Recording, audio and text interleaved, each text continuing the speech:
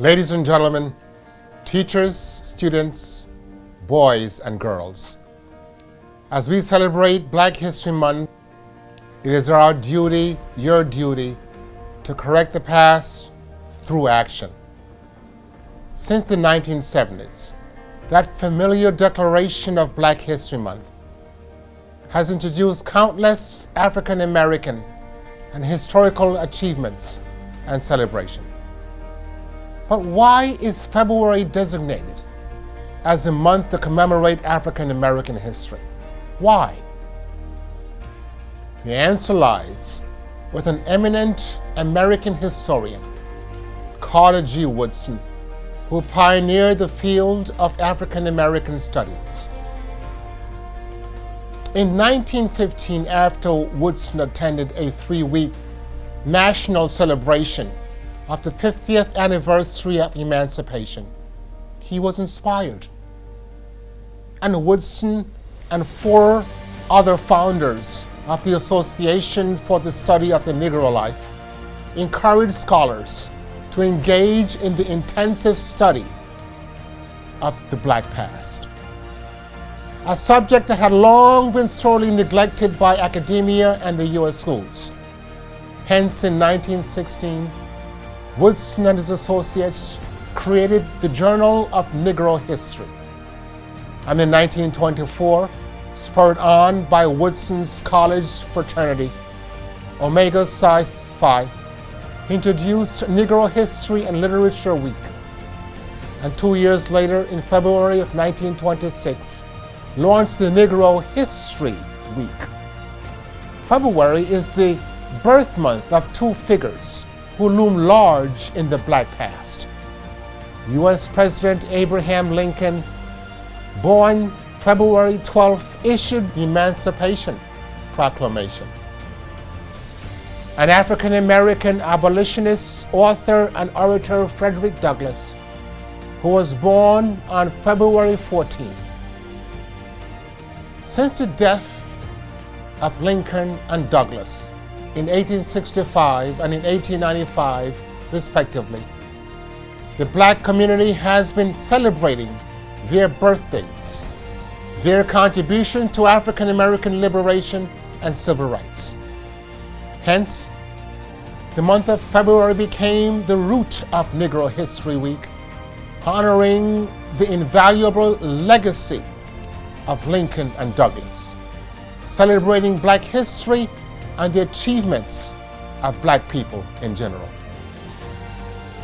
Civil rights activists known for their fight against social injustice and their lasting impact on the lives of all oppressed people included the Honorable Marcus Messiah Garvey, Paul Robeson, Medgar Evers, Percy Julian, Barbara Jordan, Rosa Parks, Hank Aaron, Richard Loving, Stokely Carmichael, Dr. Maya Angelou, Harry Belafonte, Eller Baker, John Lewis, Jesse Jackson, John F. Kennedy, Nelson Mandela, Frederick Douglass, Pearl S. Buck, Booker T. Washington, W.E.B. Du Bois, Thurgood Marshall, A. Philip Randolph, James Meredith, and many more. Dr. Martin Luther King Jr., leader of the Civil Rights Movement, played an essential part in Black history. Today marks the 59th anniversary of the March on Washington.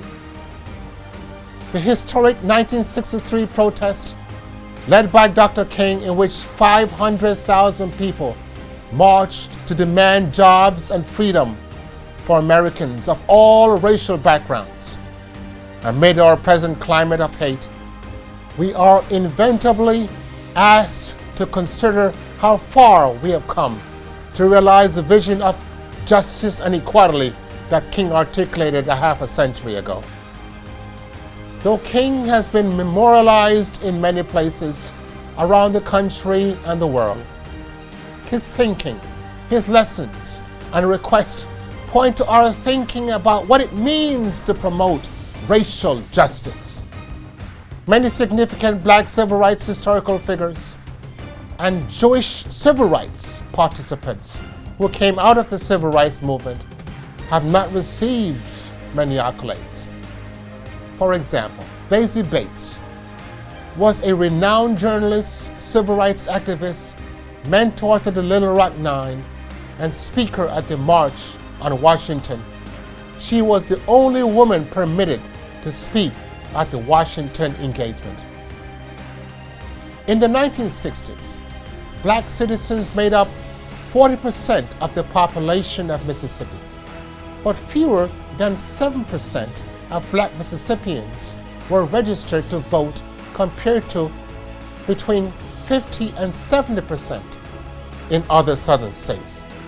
Fannie Lou Hamer, who exemplified leadership, fortitude, strength, was the co-founder of the Mississippian Freedom Democratic Party. During the summer of 1964 in Mississippi, she came to prominence and was the driving force that brought their civil rights action onto the national stage. Fannie Lou united the Students' Nonviolent Coordinating Committee, the Congress of Racial Equity, and the Council of Federated Organization to register Mississippians to vote.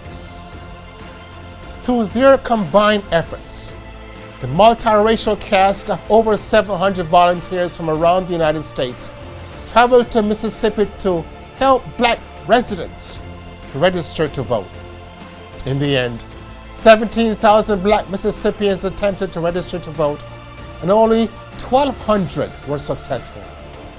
The civil rights movement could not have been successful without our Jewish brothers and sisters. African Americans and Jewish people were similarly categorized as racial others. Jewish participation in the civil rights movement of the 1950s and the 1960s was overwhelming. The African American and the Jewish communities in the United States have had a long history. That's right, a very long history of cooperation. To the extent African American and Jewish people came into contact through the Atlantic slave trade during the 17th and the 18th century.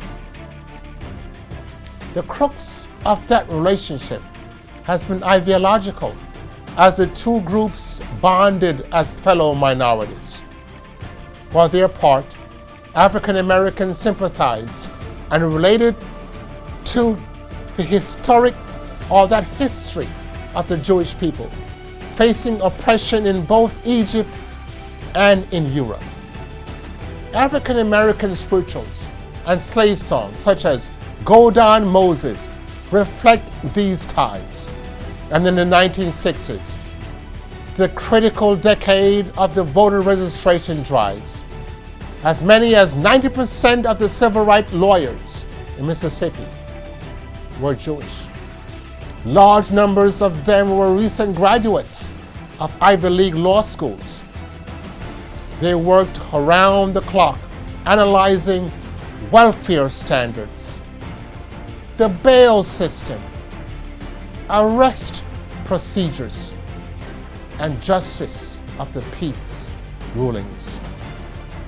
Racing from one southern town to another, they obtained parade permits and issued complaints on jail beatings and intimidation. Jews made up at least 30% of the white volunteers who rode freedom buses to the South, registering black people and picketed segregated establishments. They marched with Martin Luther King in Selma and in Birmingham. Many were arrested. Others were taken into custody for attempting to desegregate a swimming pool in St. Augustine, Florida. Rabbi Arthur Lewald, one of the demonstrators, was severely beaten in Hattiesburg, Mississippi. Edward Scare, a young physician volunteering his medical services in support for the freedom marches in Mississippi, was attacked by the Ku Klux Klan and was almost killed. Rabbi Iris Saunders of Little Rock testified before the Arkansas Senate against pending segregationist bills.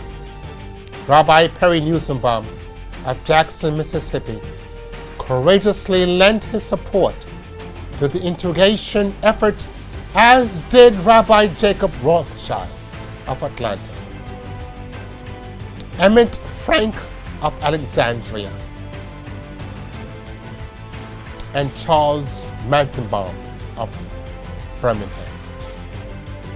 Jews were the earliest supporters of the Urban League, founded in New York in 1911 to help newly arrived black migrants from the rural South. The International Ladies Garment Workers Union and the Amalgamated Clothing Workers Union organized black people for union memberships. In the landmark 1954 Brown versus Board of Education, the Supreme Court accepted the research of the black sociologist Kenneth Clark that segregation placed the stamp of inferiority on black children. The American Jewish Committee had commissioned Clark's study, and it appeared in the amicus curiae brief the committee submitted to the court. The Anti-Defamation League and the American Jewish Congress also submitted amicus curiae briefs on behalf of that cause. Once the judgment was issued, Jewish defense organizations continued to file legal briefs in civil rights cases dealing with housing, education, employment, and public accommodation. Many local and state desegregation regulations were drafted in the offices of Jewish agencies. During the Civil Rights Movement, Julius Roosevelt, chairman of Sears and Roebuck, contributed more generously on behalf of Southern black people than any other philanthropist. Edith Stern of New Orleans, whose Stern Family Fund in later years contributed vast sums to civil rights activities in the South. And in 1964, two young Jewish New Yorkers, Michael Schuerner and Andrew Goodman, and a black Mississippian, James Chaney, serving as voting registration volunteers in Meridian, Mississippi, were murdered by the Ku Klux Klan. The Klansmen then dumped their bodies in secret graves. Their murder shocked the nation and garnered national attention for the civil rights movement.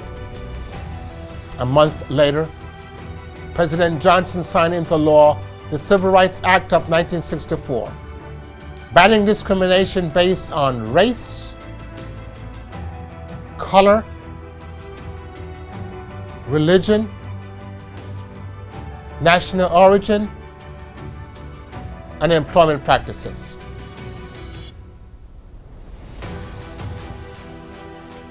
As time went on, that act was a significant achievement for the African Americans and the Jewish communities. We are indeed grateful to the pioneers who laid the foundation for us and gave their lives for the cause. And today, we have a greater hope of making our world a better place to live and a more peaceful place to enjoy. Opened in 2016 as a part of the Smithsonian Institution, is the National Museum of African American History and Culture. It is located on the National Mall in Washington, D.C. It is the only museum in the United States dedicated to documenting African American life, African American history, and culture. During the rest of this Black History Month, they have offered several riveting educational events that parents, teachers, students, and everyone could participate in.